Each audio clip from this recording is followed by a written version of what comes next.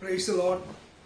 ஆண்டவராகிய இயேசு கிறிஸ்து நாமத்திலே உங்களை வாழ்த்துகிறேன். இன்றைக்கு நம்முடைய தேவன் அவர் அற்புதத்தின் தேவனும் அதிசயத்தின் தேவனுமாய் இருக்கிறார். ரூத்தின் புத்தகத்திலே 2ஆம் அதிகாரம் 12ஆம் வசனத்திலே ரூத் என்ற ஒரு பெண் இயேசுவை அந்த தெய்வத்தின் மேல் வைத்த அந்த அன்பு, அவரை பின்பற்றின அந்த பக்தி தான் அந்த அதிகாரத்தினுடைய அந்த உச்சபட்சமான காரியம். அங்கே சொல்லுகிற இஸ்ரவேலின் தேவனிடத்திலே அடைக்கலமாய், அவர் சட்டையின் கீழ் அடைக்கலமாய் வந்த உனக்கு அவராலே நிறைவான பலன் வருவதாக.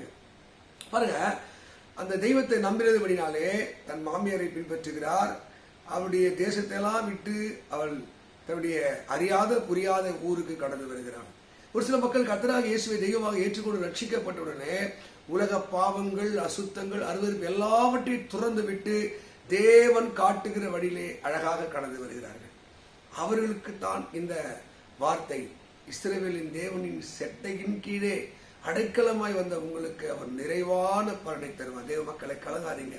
ஏசப்பா நம்பி வந்துட்டீங்கல்ல, அவர் வார்த்தை நம்பி வந்துட்டீங்கல்ல, அவர் ஒரு நாள் உங்களை கைவிட மாட்டார். உங்க பக்தி, உங்களோட விசுவாசம் வீண் போகாது. அந்த ரூத்தினுடைய அந்த பக்தி, அந்த விசுவாசம் அவளை உச்சத்துக்கு கொண்டு போனார். ஒரு பெரிய செல்வந்தருக்கு வாழ்க்கை போடும்படி அவள் தலையெழுத்தை கர்த்தர் மாற்றினார். இந்த தெய்வத்தின் மேல் நம்பிக்கை வைத்து அவரை பின்பற்றி வந்த உங்களுக்கு அவராலே நிறைவான பலன் வரும். கலங்க வேண்டாம் தேவ பிள்ளையே. அங்கே அழகான ஒரு வார்த்தை சொல்லுது, அவள் செட்டையின் கீழ் அடைக்கலமாய் வந்த. பரிசுத்த வேதத்தில் பல இடத்துல அந்த செட்டையினுடைய மேன்மை குறித்து அழகாக எழுதப்பட்டிருக்கிறது. அல்லேலூயா. இங்கே நீங்க மல்கியார் புத்தகம் 4ஆம் அதிகாரம் 2ஆம் வசனம் படிக்கும்போது அவர் செட்டையின் கீழே ஆரோக்கியம்.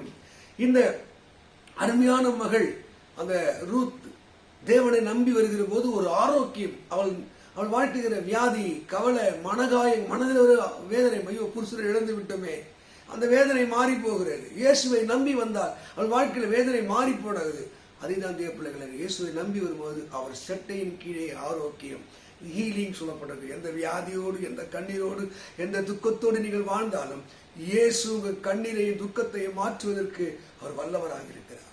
ரூத் வாழ்க்கையிலே அவர் ஆரோக்கியத்தை கட்டளையிட்டார். அது மாத்திரம் இல்ல, நீங்க பரிசுத்த வேதத்தை பார்க்கும்போது சங்கீதம் 91 நீங்க 2-3 வசனங்களை படிக்கும் போது அவரு சட்டையின் கீழே அடைக்கலம் இருக்கிறார்.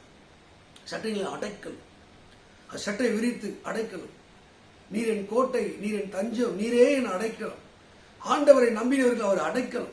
தேவ மக்களே, என்னை பாதுகாக்க யாரும் இல்லை, என்னை அரவணைக்க யாரும் இல்லை.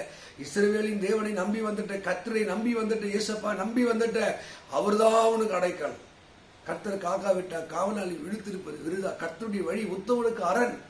நீ கர்த்தருடைய வழியில செல்ல செல்ல செல்ல அவர் உனக்கு அரணாய், அவர் பாதுகாப்பாய் இருக்கிறார். இன்னும் கூட நீங்க பரிசுத்த வேதத்துல நீங்கள் வாசிக்கும் போது இதே சங்கீதத்துல நீங்க 63ஆம் சங்கீதம், அவர் செட்டு நிழலிலே களி கூறுவே. இப்போ சின்ன வயசுல நல்லா ஞாபகம் இருக்கு, நாங்க பசங்கள்லாம் விளையாடும் போது பிள்ளைங்க அடிச்சுப்போம். அப்போ ஒரு சில பிள்ளைங்க நம்ம திடீர்னு அடிச்சுட்டு ஓடும், அந்த பையன் தொத்திட்டே வருவான். சட்டு நம்ம போய் அம்மா கிட்ட பிடிச்சிட்டு, அம்மா அந்த துணியை பிடிச்சிட்டு பின்னாடி ஒளிஞ்சுக்குவோம் பாருங்க. அவன் அந்த பையனால கெட்ட வர முடியாது. ஏன் தெரியுமா? அவன் அம்மா அடிச்சிருவான்ட்டு. நம்ம இங்கிருந்து அந்த பையன் வெறுப்பது, பத்தியா என்னை ஒன்றும் பண்ண முடியாது. இதைத்தான் எந்த ஆபத்து, கஷ்டம், கண்ணீர், மந்திரம், சூனியம் எதிரி சிக்கியிருந்தாலும் தேவனுடைய கீழே வருகிற போது, செட்டின் கீழே வருகிற போது இஸ்ரவேலின் தேவனிடத்திலே அடைக்கலமாய் வந்த அவர் என்ன பண்றார் தெரியுமா? அவர் நிழலிலே வைத்து உன்னை என்னை அடைக்கலமாய் அவர் பாதுகாக்கிறவராக இருக்கிறார். ஒரு தீங்கை தொடார். இது வரைக்கும் பயப்படுங்களா, கலை கொண்டிருக்கலா, ஏசப்பை நம்பிட்டு அவர் கீழே வந்து பாருங்க, உங்க வாழ்க்கையிலே ஒரு அற்புதத்தை காண்பு. அதே நீங்க சங்கீதத்துல 61:4 வாசிக்கும் போது அவர் செட்டையின் மறைவிலே போடுது, அவர் செட்டையின் மறைவிலே வந்து அடைவே. அவர் செட்டையின் மறைவு, அது நம்மளை எதிரி கண்ணுக்கு புலப்படாதபடிக்கு, எதிரிகள் நம்மை பார்க்காதபடிக்கு, துரோகிகள் நம்மை பார்க்காதபடிக்கு, நீங்க அவர் பிரசனத்துக்கு கீழே வரும்போது, அவர் வல்லமையின் கீழே வரும்போது எல்லா சத்துருடைய கண்களுக்கு அவர் நம்மை மறைக்கிறார்.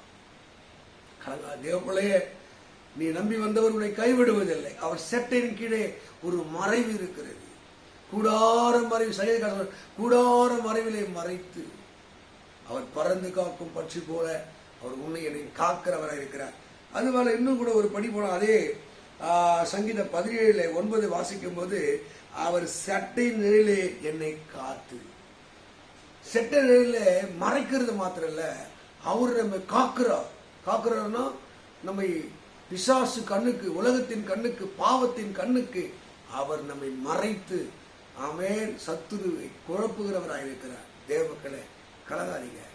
இன்னும் நீங்க பரிசுத்த வேதத்தில் அப்படியே படிக்கும் போது அதே யார் உபாகம புத்தகத்துல 32:11 படிக்கும்போது அவர் செட்டின் மேலே சுமந்து நம்ம சுமக்கிறார். அந்த கழுகு தன் குஞ்சுகளை அவர் பயிற்சி கொடுக்குவான். எப்படி பயிற்சி கொடுக்குமா? கூட்டை களைச்சி கீழே தள்ளி விட்டுருமா, மேலே அப்படியே பறந்து பறந்து பறக்க முடியாம பறக்க முடியாம வரும்போது கடைசி கீழே வந்து செட்டையில் அப்படி சுமக்குமா. தேவ மக்கள், ஐயோ எல்லாம் சுமக்க முடியல சொல்றாரு, வருத்தப்பட்டு பாரம் சுமக்கிறவர்களே எல்லாம் என்கிட்ட வாங்க, நான் உனக்கு இளைப்பாறுத்துகிறேன். உன் ஆண்டவர் சர்வ வல்லவராயிருக்கிறார். உனக்கும் எனக்கும் ஒரு இளைப்பாறுத்துறது வல்லவராயிருக்கிறார்.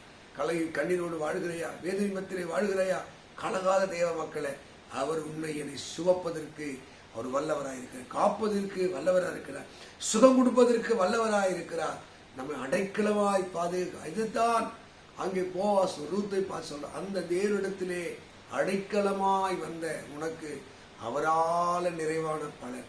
ஏசப்பா வந்துட்டியா? ஏசப்பா பாதுகாப்பு கீழே வந்துட்டியா? இயேசு உன்னை சுமக்கும் நிலைக்கு வந்துட்டியா? கலங்காத, அவர் உனக்கு நிறைவான பலனை தருவார்.